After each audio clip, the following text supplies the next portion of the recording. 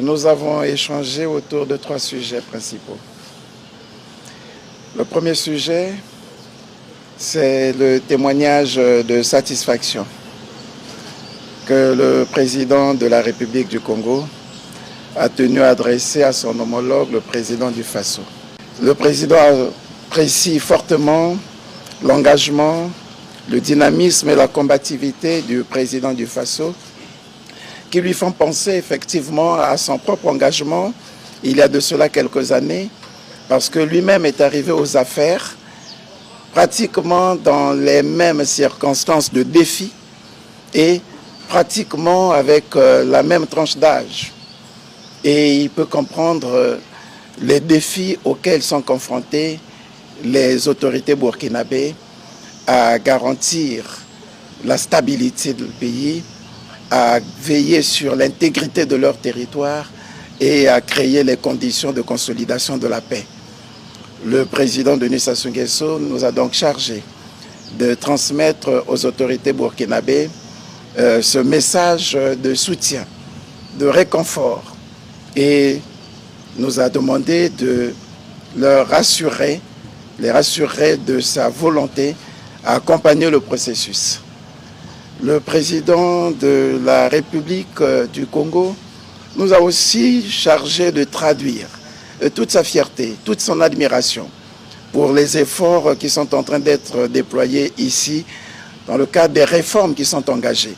dans le domaine de l'agriculture, dans le domaine de l'économie, dans le domaine du social, mais surtout dans le domaine des infrastructures. Parce que pour le président, ce sont ces infrastructures qui nous permettront d'aller vers la zone de libre-échange africaine. Ce sont ces infrastructures qui, une fois bien construites, bien organisées, une fois qu'on aura émaillé le territoire national de ces infrastructures, on pourra parvenir à une véritable intégration des peuples. Parce que pour notre continent, il faut réussir l'intégration des peuples.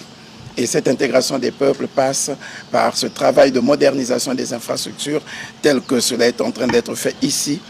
Cette intégration des peuples passe par une coopération tous azimuts, surtout dans le domaine alimentaire, pour permettre à l'Afrique de vivre une véritable sécurité alimentaire. Et le président est très admiratif, très attentif. Le troisième lieu de notre échange a porté sur la demande que le Congo a tenu à formuler à son Excellence, Monsieur le Président de la République du Faso, pour le soutien que nous sollicitons en faveur de notre compatriote, Monsieur Firmin Matoko, que le Congo présente comme candidat à l'élection au poste de directeur général de l'UNESCO qui aura lieu en novembre en Ouzbékistan. Monsieur Firmin Matoko est un cadre chevronné, avec une certaine expérience et une certaine ancienneté acquise au sein de l'UNESCO. C'est donc un cadre maison. Et comme nous l'a dit le président du Faso, en ce moment où le monde traverse des périodes d'incertitude, en ce moment où nous avons certains États qui se désolidarisent de cet instrument important de cohésion internationale, de consolidation de la paix, il faut qu'il y ait des cadres chevronnés, il faut qu'il y ait des cadres expérimentés pour essayer de relever le défi, parce que l'UNESCO devrait s'affirmer, jouer correctement son rôle de consolidation des fondements du vivre ensemble, son rôle de promotion des valeurs de paix, de tolérance, de concorde et d'unité au niveau mondial. Et pour cela, il faut un cadre qui connaît les rouages de l'UNESCO, qui a travaillé pour les pays africains, parce que M. Matoko, ça fait 15 ans qu'il a dirigé au sein de l'UNESCO, notamment directeur Afrique de l'UNESCO. Il a beaucoup travaillé pour le Burkina Faso,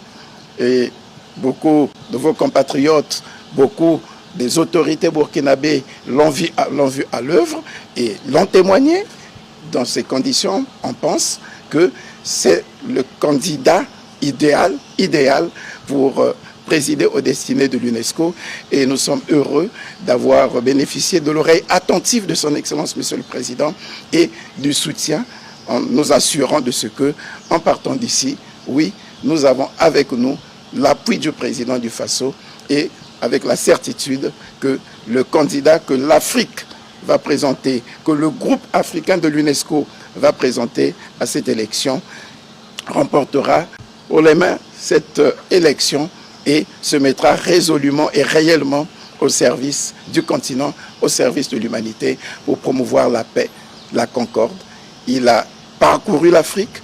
en temps de guerre, en temps de paix, en temps d'incertitude. Il a parcouru le Sahel, il a travaillé dans le Sahel et il n'y a aucune raison que les populations du Sahel, les populations du Faso ne puissent pas suivre la voie tracée par le président du Faso en appuyant cette candidature.